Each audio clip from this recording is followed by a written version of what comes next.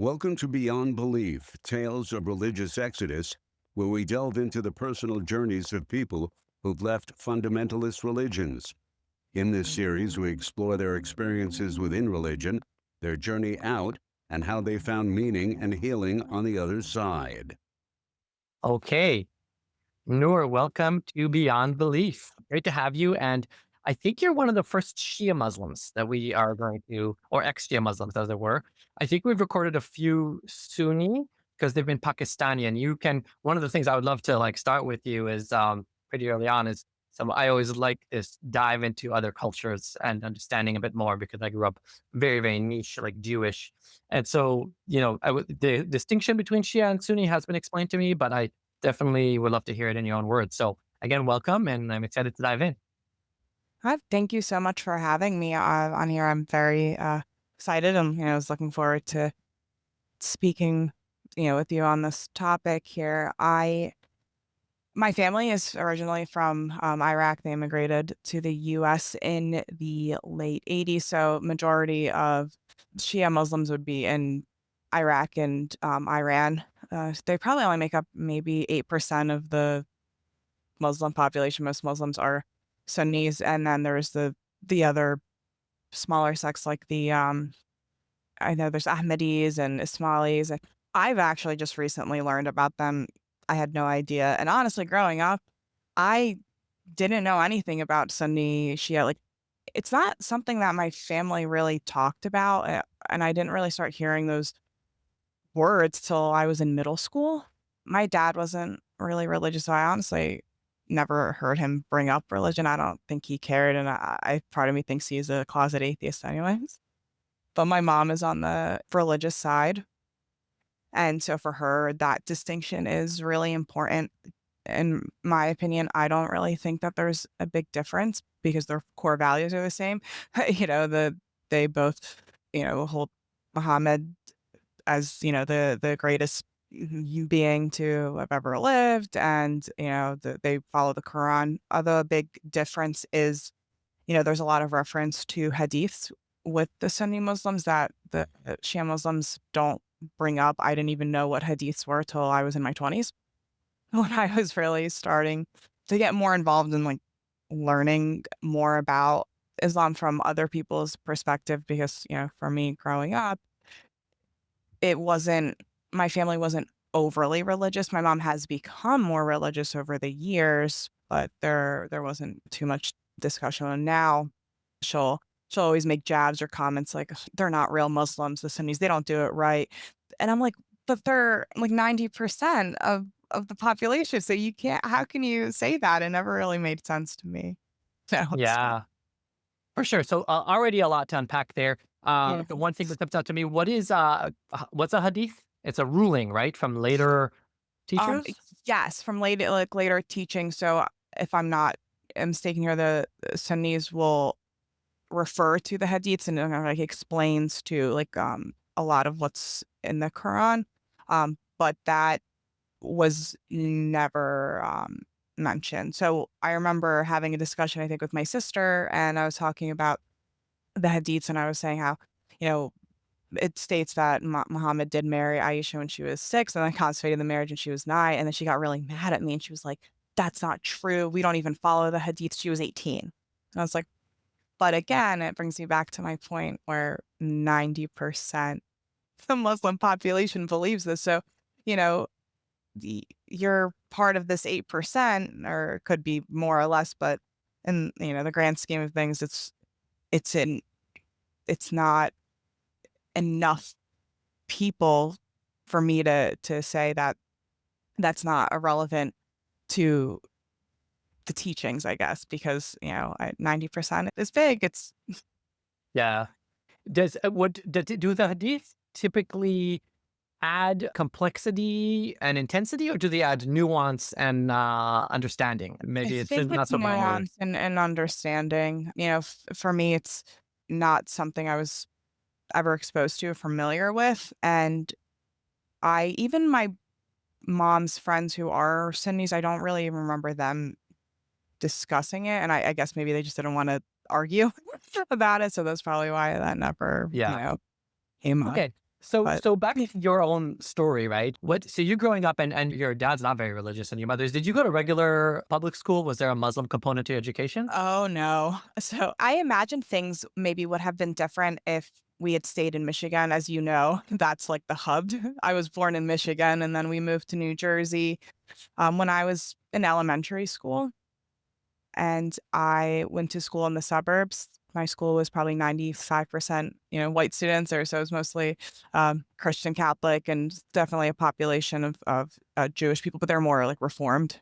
And I was probably the only Arab person in my whole class. I don't want to say school. Maybe there was one or two lingering around, but I never cared. It's not something I felt like. I never felt like I was an outsider. I had a great group of friends. If anything, they were curious where my family was from and if I spoke Arabic. But beyond that, it didn't matter to me. I didn't care about my religion growing up. I won't say that I was a non-believer from the start because I was scared. But the older I got, the more I started to question things. And then I decided that this can't even be a religion that I want to be a part of or follow. Okay, well, that's you're disclosing some foreshadowing there. And in that arc, before you decided that you can't, that this is not a religion you want to follow, was there a point? What was like the most devoted you ended up at any point? Was there a point where you were like, give it a shot, or?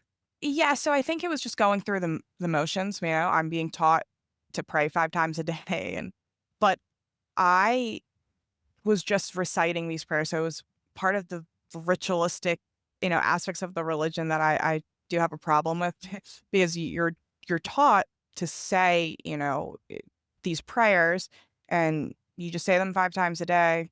But I didn't really know what I was saying. I just did it because I was told that this is what I'm supposed to do and I'm supposed to go to heaven. Because for me, I was scared. My mom really did instill that fear in me of fearing God, and they put so much emphasis on the afterlife. It's almost like you can't enjoy your current life because you everything that you do has to be to earn brownie points to Allah, and otherwise you're going to burn in hell for eternity, and Satan's waiting there with a pitchfork for you.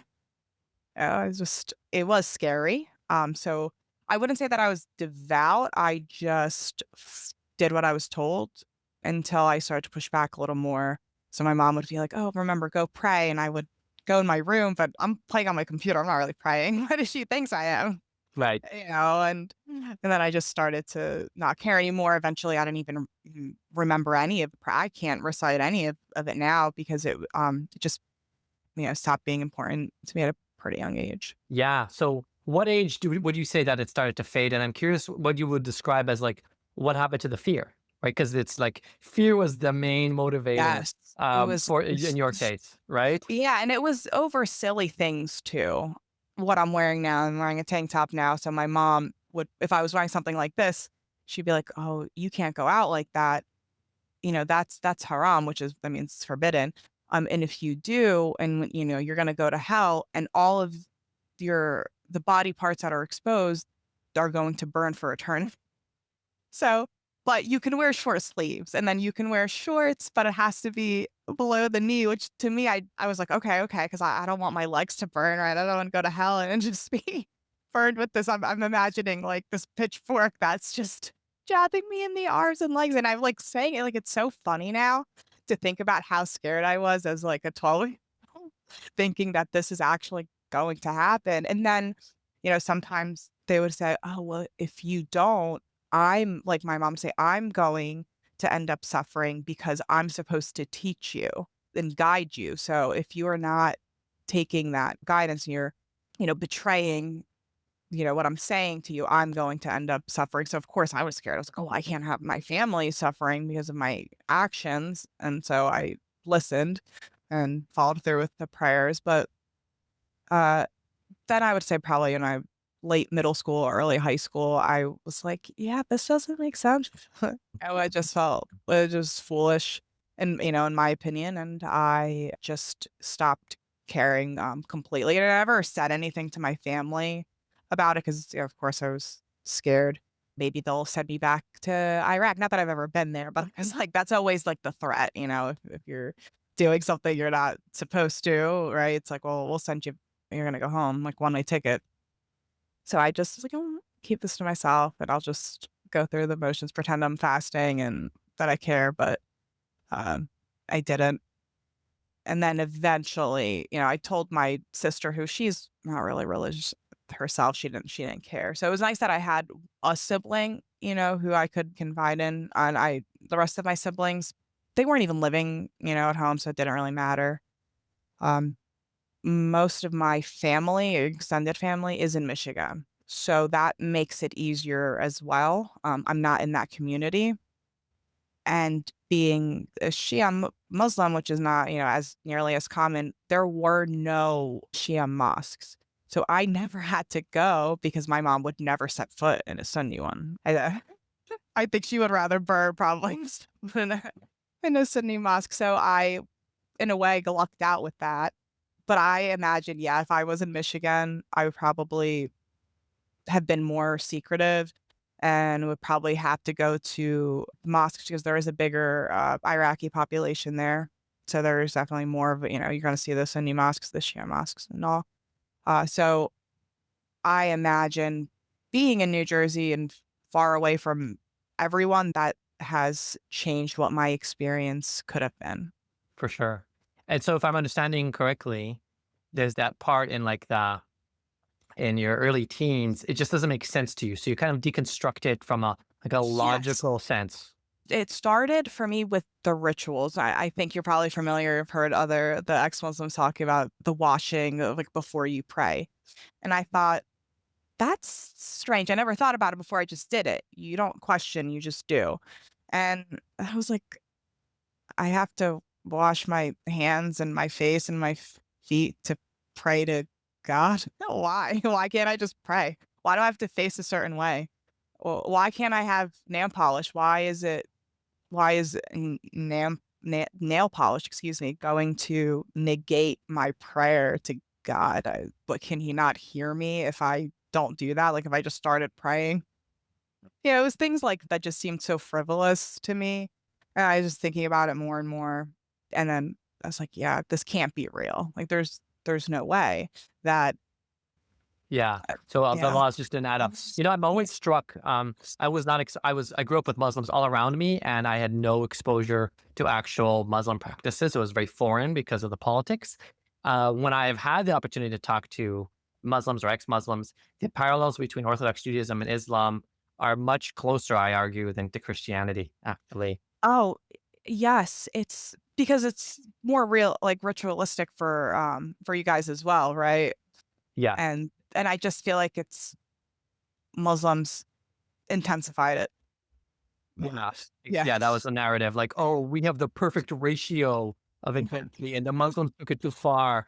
Meanwhile, I think Orthodox Judaism is actually far more intense than a lot of aspects of daily Muslim life.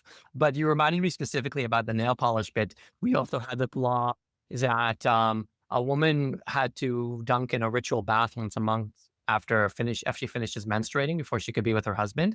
And part of that ritual was having to remove all the nail polish because otherwise the water doesn't get there and then it doesn't count. So Yeah. there's such classic parallels between so much of this. So yeah, it's just you were able to like see past it all, which is pretty awesome. Yeah. And that's another, point too, like which is I guess there's similarities there that when you have your period, you're not supposed to pray, you can't fast, you can't touch the Quran. And it's like, and that I thought about that too. Like, that's strange. God made us this way, and or this is something that's supposed to happen every month, and it's natural. So why is that inherently you're unclean or pure, whatever they want to refer to you as? I thought that was a little strange as well. That if you are devout in your faith, and this is something you care about, you have to make that up. So you have to spend all this time making up your prayers for however many days that you can't do it. Why does it matter? When you say make it up, as in you have to catch up if you missed a day? Yeah. So like if you say you missed 3 days, those, then you have 15 prayers that you have to make up along with the 5 that you did. So maybe you do another 5, and then you have to make sure that you catch up. You don't want to. You don't want Can to you go do that back to naps. back, like in loops? I guess you can. I never did that. It's just like, oh, my mom won't know. Like, she just knows I'm praying, and that's okay. She won't, know if Yeah. I'm actually doing my catch up prayers. We used to, it's funny, Orthodox Judaism also has catch-up prayers, but you only get one shot. If you miss Oh, one prayer, you can make it up on the next one by doing twice. But any more than that is lost. It's this really weird kind of like computer game rule, you know? yeah, they're Yeah, arbitrary. completely, completely, and like change from person to person. So it's interesting. So you kind of got out of it fairly quickly. Was there stuff that residually like stayed with you for longer? Parts that you find yourself still doing, even though you no longer believed in it or thinking a certain way? Any of that kind of like stick with you for a while? So, and so the pork thing actually did stick with me. So I would eat pork in like secret, but I couldn't bring myself to do it in front of anyone. Even after like my friends who knew, and what would they care? But I was so terrified that it would slip, like somebody would accidentally slip up and say, "Oh, do you want this pepperoni pizza?" And I'd be like, "Oh no, like why would you ask me that?" And it was like little things like that. So yeah, that's another one that that didn't really make sense to me either, because you could drink and party and sin, but it's fine, just don't eat pork. Right. Yeah, I've heard Muslims say that too. I don't care what you do as long as you don't eat pork. That's like the more laid back, moderate ones, but they still believe in the religion, I guess, to some extent. But aside from that, probably not, because I was able to get out of it with such ease that I didn't have to put on an act for. Because even the pork thing, it's not so much the guilt around pork, it's like the having to maintain a certain illusion that had to be complete. So it was still about being seen and it being known that, you're not um, religious anymore, you're breaking this law. It wasn't inherently, oh, I'm sinning and somebody sees me sin, if I'm understanding Yes. it. Interesting. Yes. And so is there parts of your life that you still have to keep secret? And we maybe spoke about that earlier, but are you able to be fully public, or all family members know? Or like, is there still duality? No, it's weird. So when I'm with family, which is rare because they're far, I'm definitely more disconnected with my extended family. But on those rare occasions that I do see them, I don't say anything. I don't bring up anything, about religion. And I actually don't even bring up anything to my mom. She lives very close to me. I see her almost every day. And she knows, she's not stupid, but she just won't say it. Like, I think she can bring herself to accept it. So it's easier to just not talk about it. That's the relationship that I have with my mom with a religion. And I, don't ever say anything like disrespectful to her. I would never. I Right. just kind of let her. I just get annoyed when she starts bringing up the Sunni Shia stuff, because I'm just like, you guys are just cut from the same cloth here. I can't see this difference. It's at the end of the day, to me, it's really the same. Right. And then my sisters, they know, and they don't really care. My one brother kind of knows. I think that's kind of how we had a bit of a falling out. I would say he didn't appreciate that I said that I really don't care about religion at all. It's not important to me, and it never will be. And then he kind of stopped talking to me and, coming around. And I don't know if he said something to my mom, but he probably is also like I am and doesn't want to upset her and just doesn't bring up the subject at all. So it's sometimes it can be awkward when my mom does start talking about like, the like certain religious texts, and I have no idea what she's talking about, because I'm so like far removed from it now. And I'm just going along with it. I'm just like, yeah, Right. that's right. Yeah. Yeah. When it came to like dating and stuff like that, was there cultural pressure to do it in a certain way? Sometimes there's arranged marriages that goes on, stuff like that. Were you able to avoid it all? Yeah, so luckily with my family, that wasn't something that was really prevalent. None of my siblings were arranged, had an arranged marriage. They were all, I know they call it love marriages, I guess. So they, some of my siblings are with Muslim Arabs. My sister is and I are not. So my sister and I are married to white American men. They are Catholic background, and there was the expectation for them to convert. My husband and I've been together since we were in high school, so I didn't really date. So I don't know how that would have gone, but my mom just had that expectation of he has to convert. I'm like, he's not going to.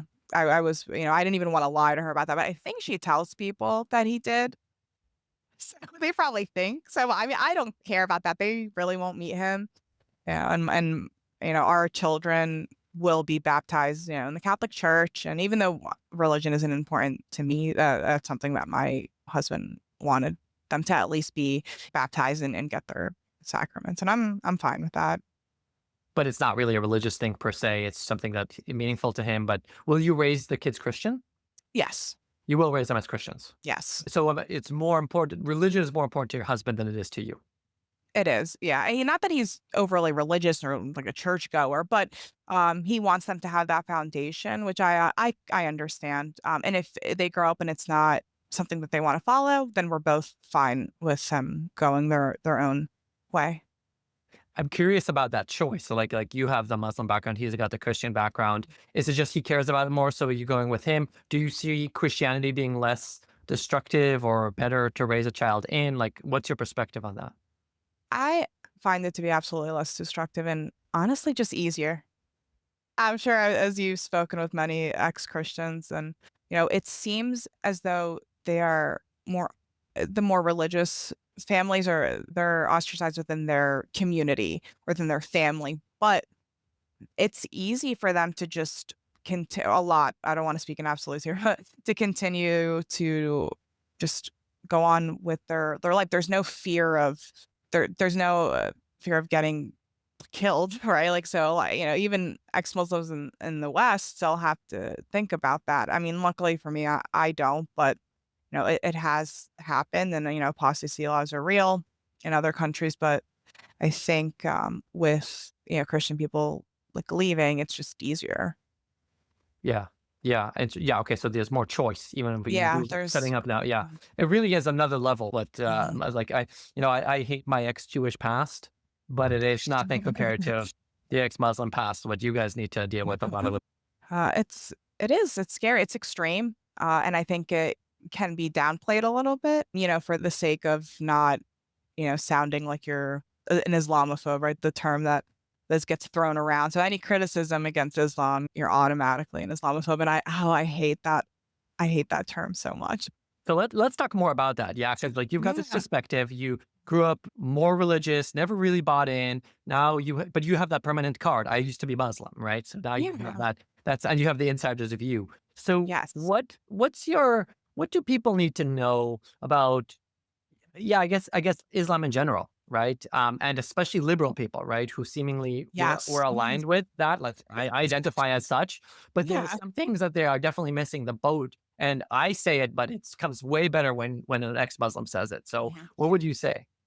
I th- I think that when the far left, or more liberal people do defend Muslims and Islam, it's definitely coming from a good place, but I think that it makes them uncomfortable to criticize. So I always say that if there was, if Jesus did a fraction of what Muhammad did, or the atrocities that were committed by him, there would be far more criticism about Jesus and the Christian religion. They already do criticize it enough, but I mean, if that were the case, and it would be even worse. But it seems like it's, they're more quiet about it because it's a brown and black person's religion, right? That's just honestly how it comes across to me. And again, I know they it's not intentional, and I don't think that they mean anything by it or anything negative, but it does hurt ex-Muslim voices, because then they're painted as self-hating, or bigots, and it can be frustrating. Yeah. So tell me more about how it hurts ex-Muslims. And I would venture to say, and you can agree or not, it also hurts Muslims because any fundamentalist religion is harming its own people who ascribe to it. This is no more true than with children. Like you were describing earlier yourself, right? That I consider teaching children about hell to be a form of child abuse. It's you see this in a lot of like atheist thinkers. They make that argument that you're raising a child to be afraid. It's like the opposite of Santa Claus, right? There's this I would primitive never. fear that they're living in, right? And so that is the framework within which religion lives. Like if you're a consenting adult and you want to fuck yourself up with religion, go ahead. But if you're doing it to a child, the child is not consenting and they're having this forced down their throat, essentially. And it's full of fear and obligation and stuff like that. And so if you are a liberal person who generally cares for human rights, for children's rights and stuff like that, and you defend all of this, you're on the wrong side in this case. Absolutely. Well, and then the other problem is with you are pro, LGBT rights and women's rights and all of these rights that the Islam is, I don't want to say, again, like not wanting to speak and like absolutely like that Muslim people are against that, but Islam does speak against that. I mean, it's a death sentence for gay people and in a lot of these, countries that they can't just be openly gay. Right. And that's the difference between the being maybe coming from a conservative Christian background. In the US, if you're gay and you come out, maybe your family's going to disown you, but you're not going to get killed. And if you do get killed, that's a hate crime. So if this happens, in a Middle Eastern country, it's not going to be the same outcome. Yeah. Yeah. And I'm not saying that we shouldn't speak against it, or it should, it should absolutely be criticized in that sense too. Like I'm not saying not to criticize, like the conservative Christian beliefs or values, but you can't be silent on, what goes on within, Muslim societies. It's all the more so if you're campaigning for women's rights and Mhm. LGBTQ rights in general in America, part and parcel with that should be caring about the rights in other countries or in Muslims in the US even. Right. It's at least as bad, if not worse. It is. I think, maybe people just assume, oh, that's just extremist, but it's not. It's the norm. Yeah. No, Yeah. unfortunately. It's But it's yeah, the if it norm and it's was, right there in the writings. It's right there in the book. it You is. know, It's blatant, and the laws too. There's what are some apostasy things? laws don't exist outside of really Muslim countries. Yeah. What would it be if you had to make the full laundry list of Yeah. things that a liberal person should be opposed to in Islam? You've already mentioned gay rights, LGBTQ rights. Well, that's the same. Women's rights, apostasy, like Muhammad the freedom. marrying a 6-year-old, and Right. that's a huge red flag there. And because of that, there's child brides and marriages is very real. It's not a rarity. You And I mentioned think, yeah, cousin marriages too. yeah, cousin marriages.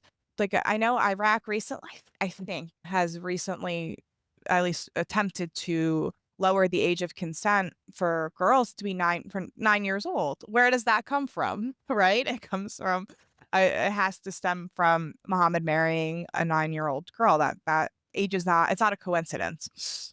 So, Right. these things need to be criticized, but it's not. And it does, I think it just makes some people on that side very uncomfortable. Yeah. And that's where that, like the soft bigotry of like low expectations comes in, and it's definitely applied in this case for sure. Tell me more about that. What is the soft bigotry of low expectations? How does it matter? Well, I'm assuming if I understand correctly, it's like they're like, oh, we're going to give them a pass, but giving somebody a pass means you actually think less of them in a way. Well, They're not capable of more. I don't think it's just that they give them a pass, but Muslims are a minority in the United States, right? They make up less than 2% of the population, and minority rights, right? They need to be protected. But nobody's saying that we're going against Muslim people. We're just criticizing some of these rules or the doctrine within that religion. And that's separate from Muslim people, but you are just painted as an Islamophobe. And you can't seem to separate that, because then that seems like it's an attack on, all of Muslim people. And then I guess maybe it feels like you're giving more ammunition to the far right, Right, to right. use. But I mean, I understand where they're coming from with maybe that part of it, but it doesn't change the fact that they that these people are, suffering through this. My rebuttal for the, I mean, for the far right thing, because Yeah. I similarly think like I'm very critical of Israel and Zionism at this point. Mhm. And then I get this whole thing from everybody of like, well, you're giving fuel to anti-Semitism, anti-Semites, Yeah. right? And my response to that is that, well, if you stop being a douche, there won't be fuel for anti-Semites. Why that's it's worth to name the thing than it is to do the thing. How absurd is that? Right? Yeah. You have child marriage all around you, cousin brides, all this stuff that's happening, and that's fine. But if I name it and I criticize it, I'm giving, support to the right, the far right, or something like that. I'm not far right, but if they happen to have honed in on something that's true, what you going to do about it? Can't Right. not say it. It's because some people are Yeah.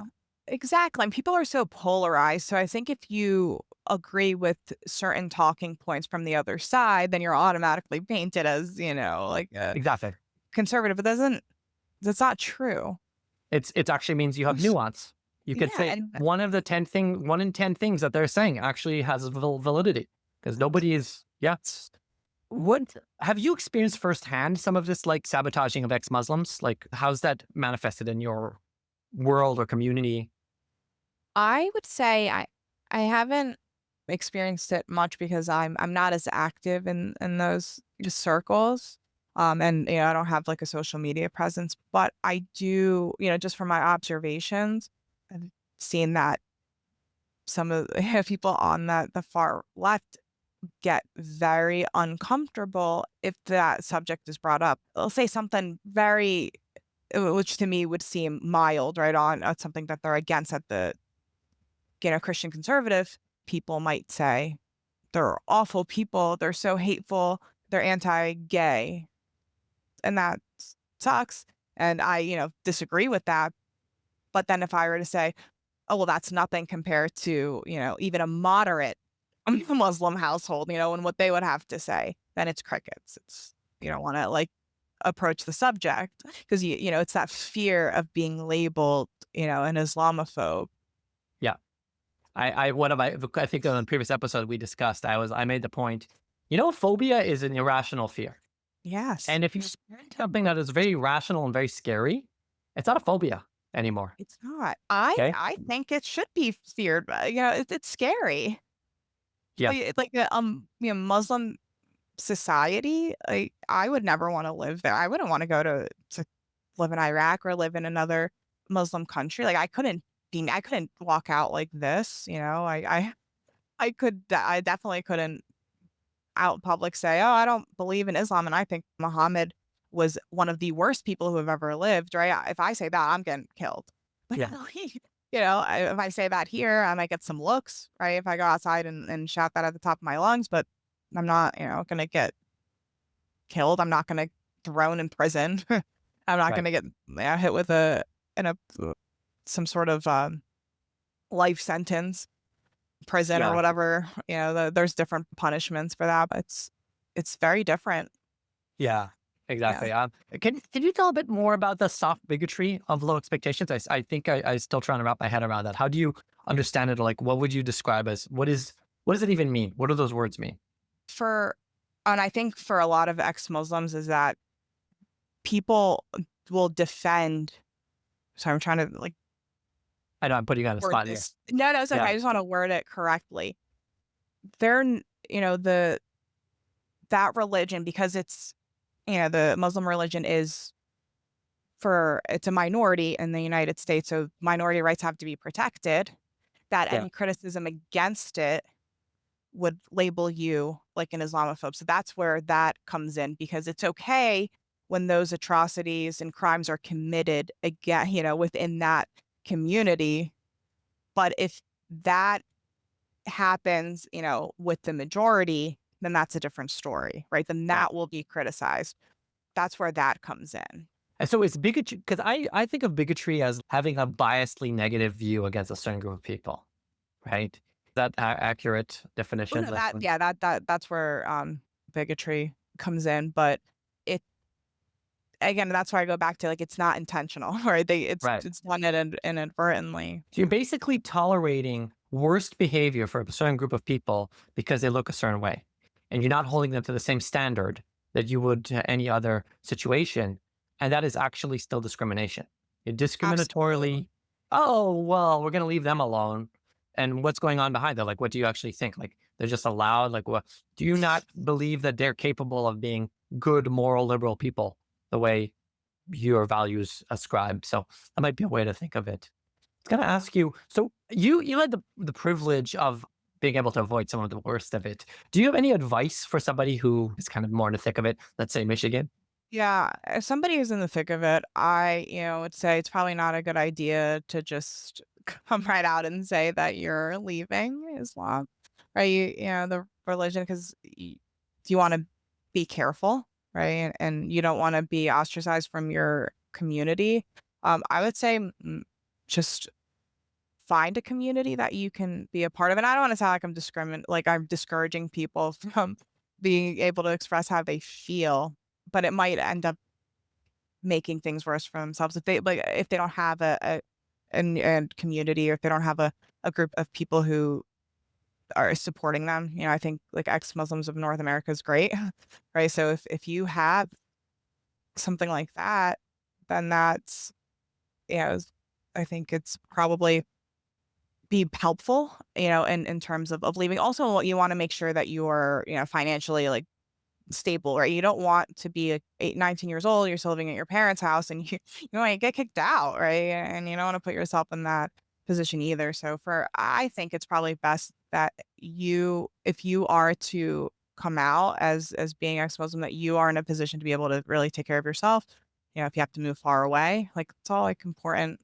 Yeah. So tread carefully, be Absolutely. strategic about it, Yeah. and realize that doing so you could lose a lot of your existing framework, and so you would need to make sure that you have that in place, that you don't end up too vulnerable as a result of that choice.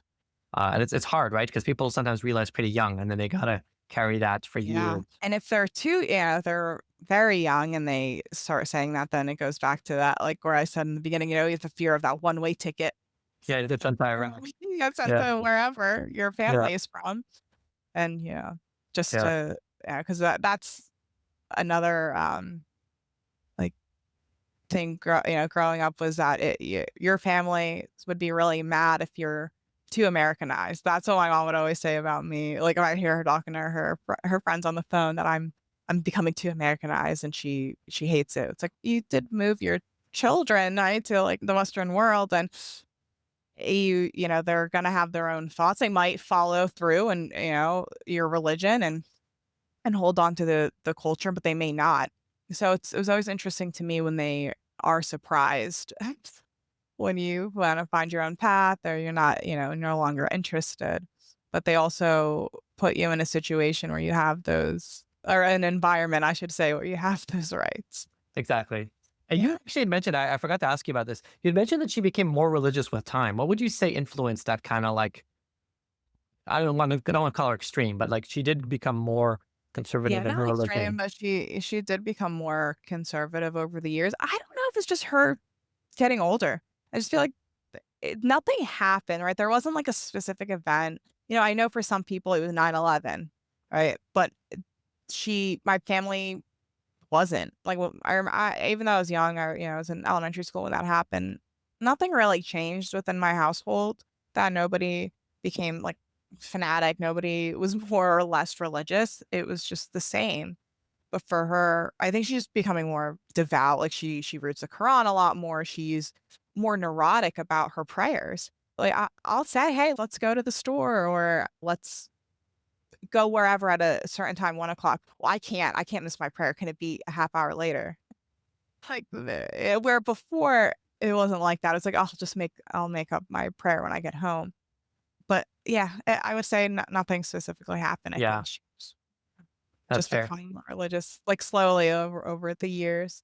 And she's been probably about the same for the past couple years. She hasn't and, saying anything more extreme. I'd say probably COVID time, she got a little more crazy. I think a lot of religious people did. Yeah. Because she was just like, see, this is what happens, with all, Yeah. these godless people. You see, there's this disease and that nobody but God is able to overcome. Said she got a little crazy with that, but ever since then, she's been Ever since the vaccine came out, done everything. Yeah. God can take the vaccine again. What would be like last question for you? What would be something that you would? Is there not necessarily? Is there anything else that you would want people to realize? Western, let's say, about either what it means to be Muslim or to be ex-Muslim, that maybe they don't realize right away. Yes. So I think for a lot of people in the West who really have no understanding of Islam and like a typical Muslim family, they see a lot of what we're discussing now to be extreme. Like, oh, that's the extreme is. I know, so many Muslims, they're the nicest people, they're peaceful, but even the moderate like households still kind of uphold these like arbitrary beliefs, but they're just not really expressing that right at the workplace or with their non-Muslim friends. So for me, I would say to just really understand like the values, right, of this religion, what a lot of people believe, and it really does go against the like fundamental like freedoms that I guess some people take for granted. They're used to it, right? You don't have to think about it like Yeah. for a lot of people who grow up in the West, right? So I appreciate my freedom because I know where my family comes from. That's non-existent. Exactly. And I think I have a similar appreciation where I Mhm. watched it does. It makes a lot of sense. I had a similar experience with growing up extremely religious Jewish, where it's like you don't understand what these people actually live like and believe and act upon. And you take all these things for granted and they're not. And so I'm criticizing it because I was there. And you're looking at it from the outside, it's like, oh, they were so nice to me. They smiled at me in the street, Mm.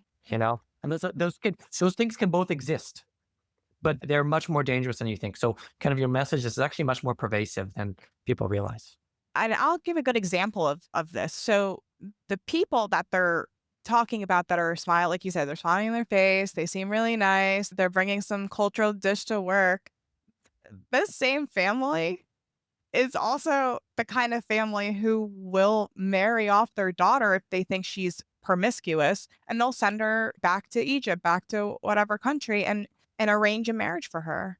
And then poof, she's gone, right? You're never going to see her again. That is common. That's Yeah. not extreme. That there are so many cases of that, unfortunately, that Yeah. happen. And that is from those, moderate households. Yeah. A friend of mine, I only realized this, like, I didn't even have the extent of this realization because Orthodox Jews don't really do that per se. A friend of mine is what I would call Arab Jewish, right? So she's, Syrian or something like that. And or Lebanese. And she grew up in New York, in Brooklyn. And she had these completely not religious friends who had the Arab culture part of the Lebanese culture still in the family. And then one day, like this 13-year-old friend of hers was married off to like a 28-year-old man. And from then on, it's one baby a year. And that was the life. And so people don't realize this is going on in the United States. I sound like some fucking conservative podcaster. That's not my point, but it's still No, there. but I understand what you're saying. It does, because it does make us sound like that, but it's real, and I think they just don't. I don't know if I would say they don't believe it, but it goes back to I think it makes them uncomfortable. So it's better to just not discuss it. Yeah. Right? Yeah.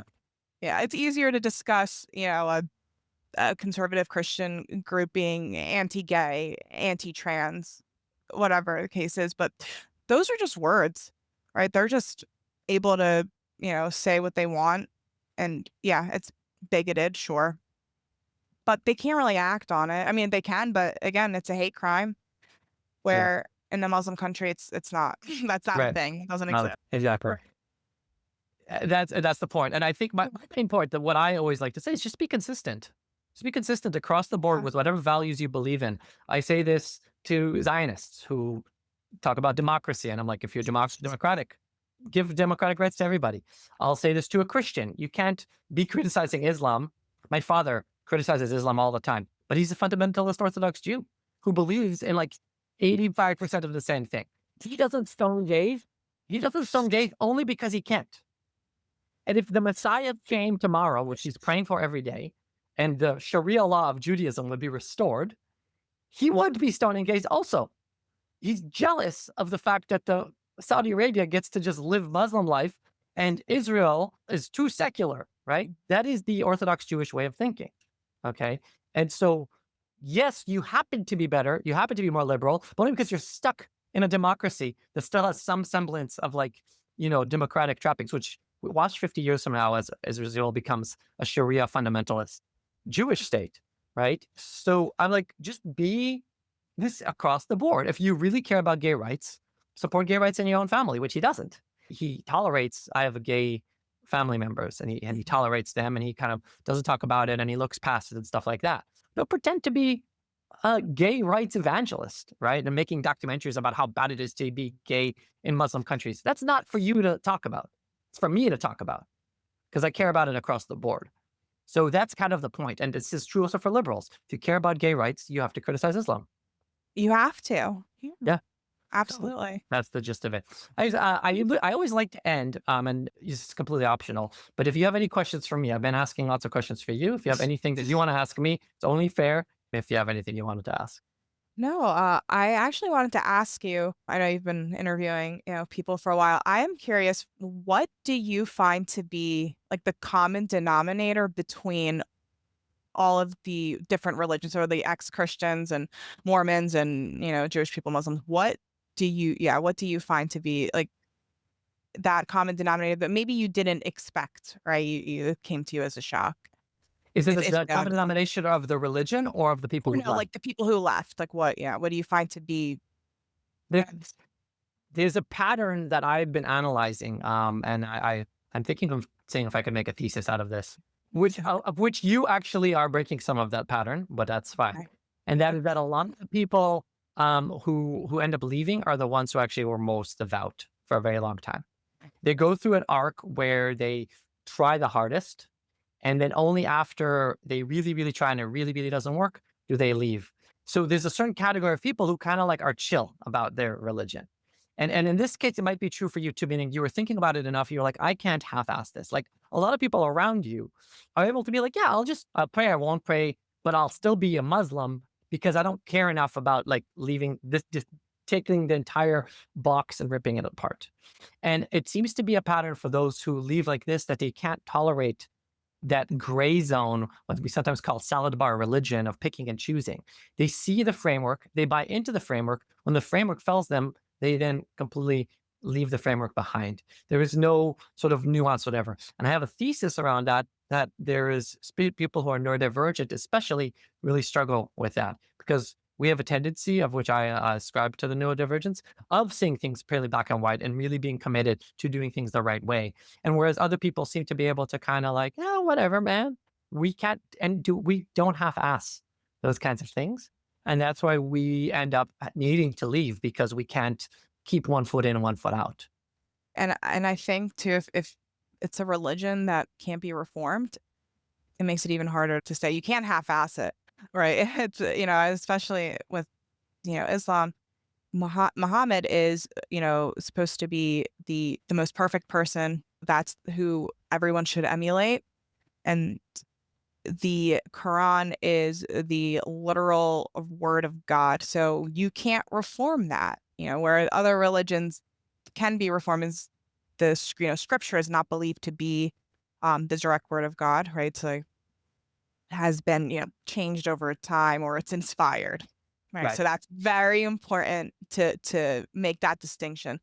Is text being inspired and text being direct changes things. So you cannot reform what somebody believes to be the literal word of God, right? That right there makes it almost impossible. And then he Muhammad's past is troubling. He was a warlord. He had 11 wives or 13 wives. He married a child. You can't just graze over that. Yeah. Because then then you would be calling him flawed person. That defeats the argument that he was the most perfect person who, Muslims or mankind in general should emulate, right? So I have a problem with that. It's conflicting. Exactly. I can't follow a religion where this is the final prophet. I don't believe he is. I mean, how can somebody like that be referred to and seen as a prophet? I don't know. But as a lot of, I think, apologists will say, oh, it's taken out of context. I love that. Yeah. It's not taken out of context. That's It's literally written, and remember, this is the true word of exactly. God. So I don't know. And if it's supposed to be a religion for all, then it needs to be easily translated. There shouldn't be so much nuance because it's for all. It's timeless. But then you hear this constant argument, it's taken out of context, it's not translated right, or it can't be translated. So you Right. have a religion where over 80% of followers don't even speak Arabic, but you have to recite everything in Arabic. I have a big problem with that too.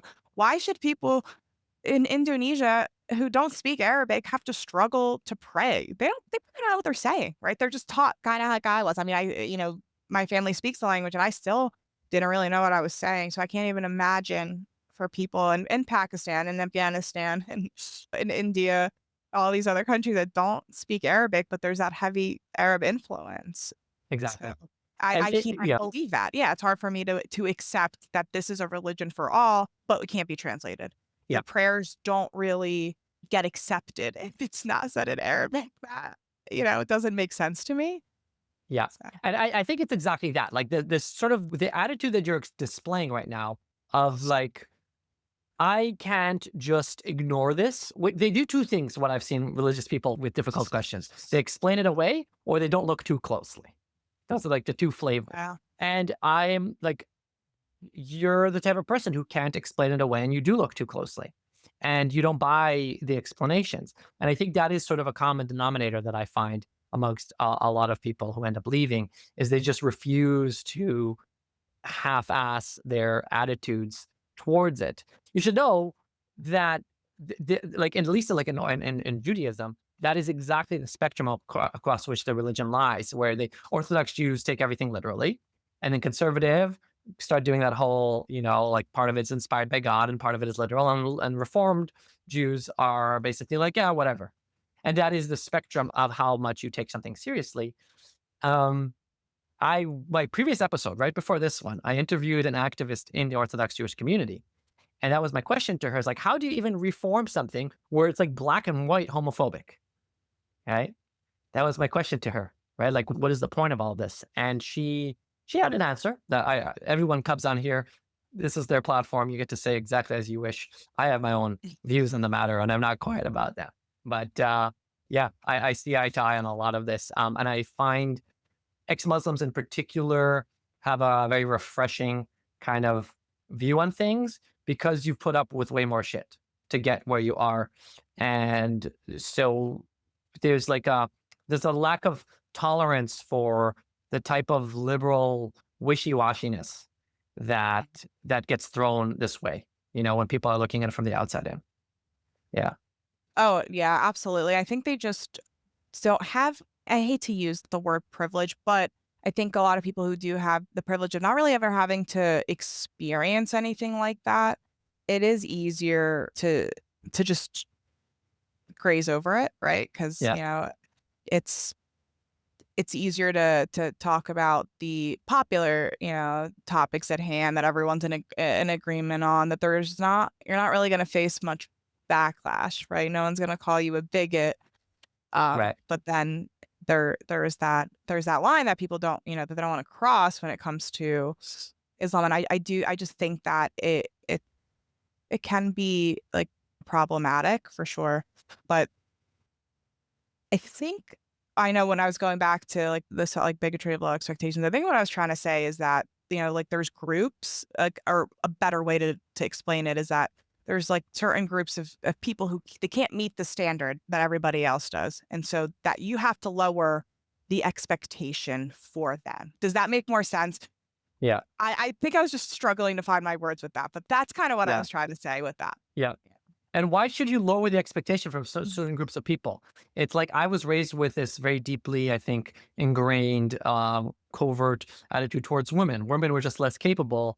And I was going to do all sorts of things on their behalf and like not tell them certain things and not burden them with difficult news. All of that supposedly is like consideration, but really you're just saying that they're more feeble minded. Right. And there's very subtly ingrained in how I was raised with certain, chauvinistic attitudes within Orthodox Jewish religion. And it's a similar thing here. Are you saying that brown people can't support the same amount of gay rights that everybody else can? Like, Indirectly, yeah, that's yeah, essentially what is happening. yeah, Because I do think that if say a lot of what's in the Quran was in the Bible, or at least practiced, like, say like 4 wives, right? It's permissible in Islam to marry 4 wives. Now, if that were in the Bible, I couldn't imagine the backlash, right? Like we probably hear about it all the time and how yeah. disgusting that is, but you don't hear about it, right? It It's is not. actually in the Old Testament too. And that's Yeah. the crazy thing, right? It's in the Old Testament and Oh, people the aren't Old actually gonna. Testament, and with that just seems to be like forgotten, right? With Yeah, exactly. like And I was like raised a lot entirely of on Christian it. yeah. I was raised all over the Old Testament. So yeah, and it's just not brought up. Yeah. Anyways, thank you so much. I appreciate the candor, the refreshing openness, and you sharing your story and your message with others. Yeah, no, I really appreciate, having the opportunity to share. I know my experience is drastically like different from so many, ex-Muslims, and I'm fortunate for that I, didn't have to, or I don't really have to live in that much fear. As even though I'm cautious, of course, about what I'm saying on this episode, but I am fine, with so many. I do feel for the ex-Muslims who are living in those societies, who are actually living in Saudi Arabia and in Iraq and wherever else, that they can't be free. And I couldn't imagine if I had to put on this facade for the rest of my life. I would be going crazy, Exactly. right? So for me, it's temporary when I do have to put that on, and just for a couple hours, and then I just get to go back, right, to Yeah. my normal life. And I these a lot of these people don't. So very fortunate Yeah. for that. Yeah. So I know that podcast that I was mentioning to you earlier, Yeah.